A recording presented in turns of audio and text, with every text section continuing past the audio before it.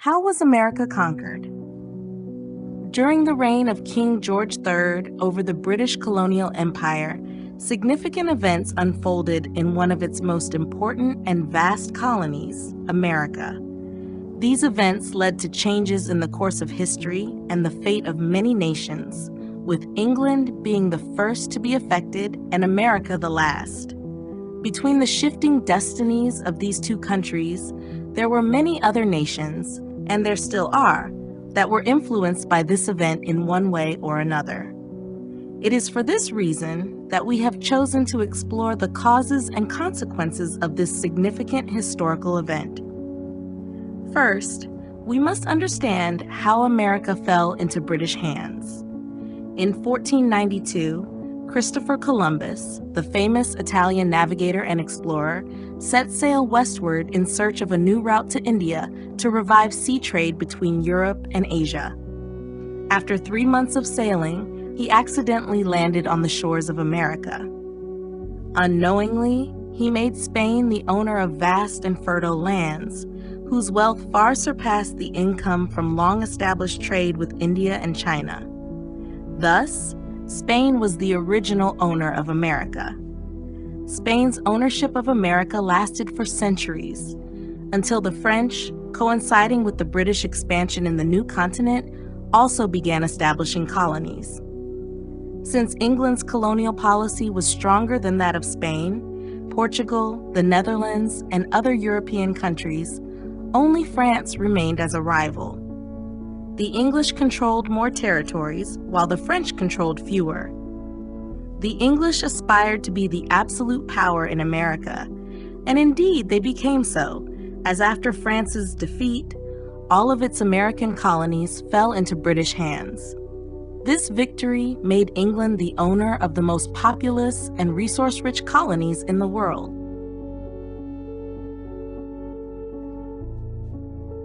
English kings regarded these lands as their personal property. This continued until the Hanoverian dynasty of German descent took the throne in England, starting with George I, followed by George II and George III. George III, in his arrogance, pride, and tyranny, surpassed his predecessors. It was precisely this arrogance and despotism that eventually led to the independence of America, turning a new page in the world's history. During George III's reign, the American population, mainly composed of British immigrants, were still considered subjects of England, but they were seen as slaves and second-class citizens. An Englishman living in England had many more rights and privileges than one living in America. Despite the growing number of immigrants and the establishment of several populous towns and regions, George III, influenced by his advisors, continued to view the American people as his servants and paid them no attention. This neglect by the king caused the Americans, who were slowly realizing their own strength, to seek equal rights with other English subjects. The American colonies, which had grown to 13 states, held a Congress. One of the decisions of this Congress was to send a polite letter to George III, asking him to view his British and American subjects equally and grant them the same rights. However, there was no response to this letter. 6 months later, the Americans convened a second Congress.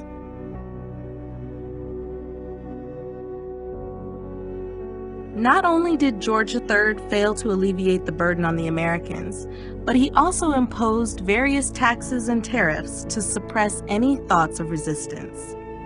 This led American leaders to seek a new solution. The Second Congress was held in Philadelphia, and it was during this Congress that George III, on April 19, 1774, ordered an attack on American freedom fighters. The first spark of the War of Independence ignited in a place called Lexington. Despite their numbers, the British redcoats could not resist for long, and by 10 a.m. that same day, they were defeated by American guerrillas at North Bridge and Concord, retreating to the port of Boston. This defeat made British leaders realize that this was no simple rebellion, but a much more serious situation. When the Second Congress of Representatives from the Colonies convened in Philadelphia, they informed George III that he would either have to reconquer America or accept that it was lost. Among the Congress delegates was a tall colonel from Virginia named George Washington, who would go on to become one of the leaders of the Revolution. The Congress took place in a palace known as the Palace of Liberty, where representatives held continuous meetings for a year, day and night, seeking a way to save their land from the indifferent British. The book, Common Sense, was instrumental in this cause. Due to the insightful suggestions and speeches of some representatives, figures such as Washington, Thomas Jefferson, John Hancock, and Benjamin Franklin quickly became famous. While Congress was in session, a political pamphlet titled Common Sense was published among American fighters, quickly becoming widely read in every household. Every freedom-loving American read it several times.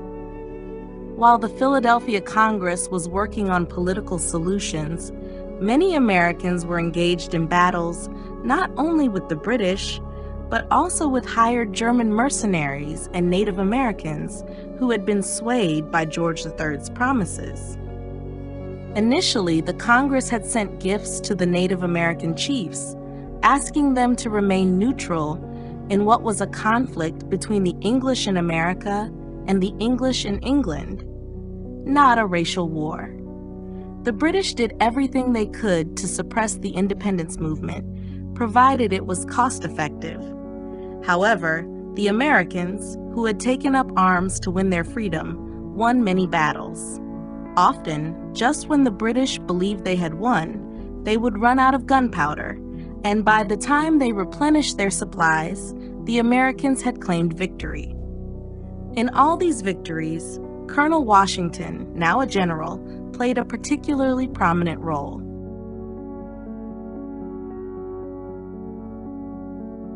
Despite all these developments, the main confrontation between the independence fighters and the British had not yet occurred. Many Americans still feared that without the protection of George III, they might not be able to maintain their way of life. As a result, there were many contradictory statements in the congressional debates. Some state representatives opposed independence, while others were hesitant about whether to vote for it. As mentioned earlier, the 13 British colonies that rose up against George III's tyranny were still divided on their stance toward independence.